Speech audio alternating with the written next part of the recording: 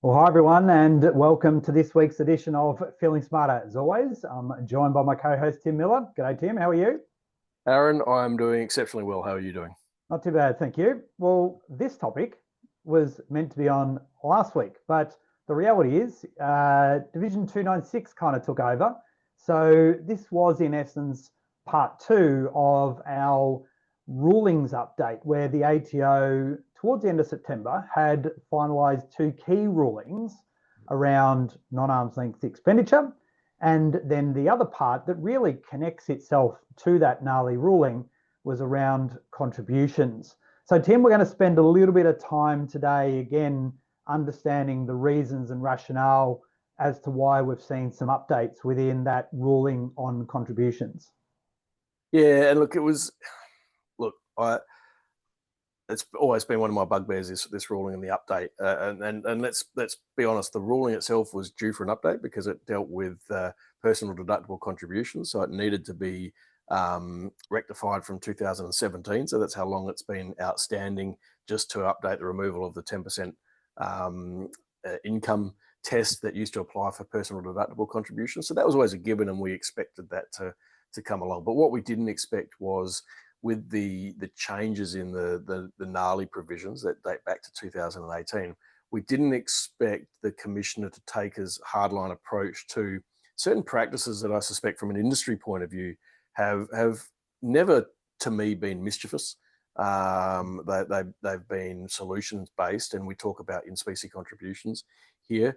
And a lot of them are linked back to, I guess, a lot of work that was done in the industry back in and around that early sort of 2009, 10, 11 timeframe, where the commissioner was addressing acquisition of assets from related parties. The commissioner was addressing things such as services provided by trustees in their individual capacity, and it led to changes in 17B and the introduction of certain remuneration being allowable. But what we saw in both the contribution ruling and the SMSF, specifically SMSF acquiring assets from a related party, was it talked about services, and it talked about the provision of services, for example, whether they should be contributions or not, right? And so it had this lead about attaching value to certain things.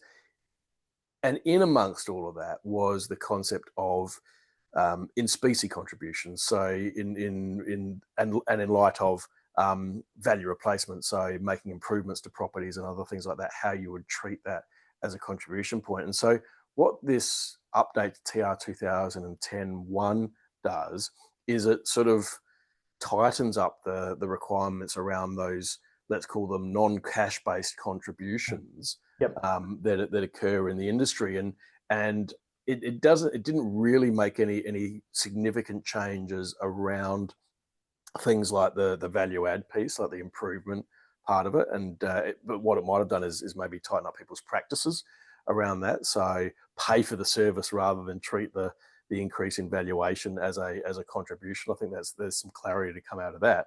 But what it did was it took the piece around in-specie contributions, which had always effectively been, you've got a transfer, you've got beneficial ownership, and you've got a key point there where the difference between what you pay and the difference between valuation was always treated as a contribution. And there was really, to me, never any mischief in that. But the ATO clearly felt that there was, in some regard. And so they've said, where there's a difference between the transfer of the value on a transfer of an asset from a contract point of view and the valuation at that time, that would invoke non-arm's length income of a specific nature, because you're not paying full tote odds for that particular asset. And so I understand it, right? But I don't agree with it, because I always felt that TR 2010-1 dealt with it in the sense that the industry would overcome the shortfall. And before I let you sort of also sprout any of your commentary on this, I think what bothered me, and I think in one of our Feeling Smarter sessions that we've done recently, might have been the LCR one that we did last week, was we talked about the and I'm just going to say stupidity of some of the examples in some of these rulings. And I think if ever there were stupid examples, it's in 2010 where they identify, Tim transfers $800,000 worth of shares, but only pays $300,000. Well, Tim shouldn't be a trustee of his own self-managed super fund. I mean, that transaction hasn't been happening in our industry for 20 years. And so I think they were addressing a problem that wasn't there, which is why I tend to get a bit fired up like I am now talking about it. But yeah, look, it's in the ruling, and really what it means, and you might be able to say this in much better words, that we have to tidy up that process around transferring assets. Yeah, so that I call it sort of dual arrangement. So we've got part contribution and part purchase.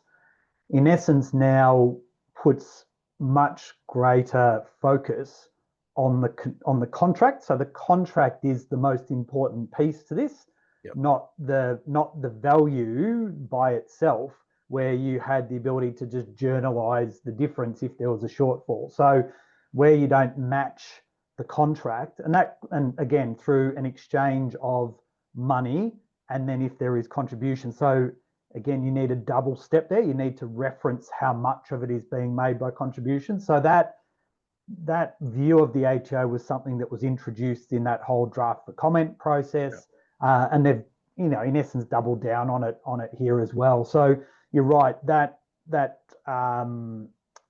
bit is now substantially different to what it was initially, and therefore the importance of it, and the fact that if you miss if there is a shortfall from an expenditure occurred, because it can be from an NALE point of view, we're not looking at deductible expenditure, we're looking at capital expenditure, we're looking at expenditure ordinarily, that we can in essence blow this up, that would ultimately taint this from both a ordinary and also statutory income point of view.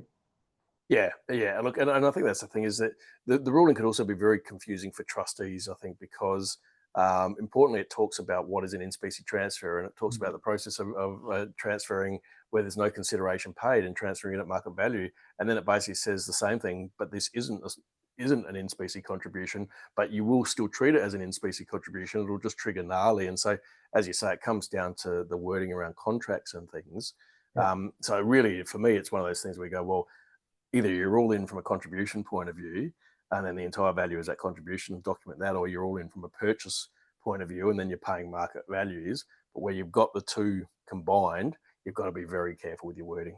Yeah, and the other thing that stood out for me within this ruling was the fact that, again, lining itself back with the NALE ruling, and you touched on this earlier, is that if you are undertaking, in essence, free services, that if you're wearing your trustee hat, then you actually don't have a contribution that arises.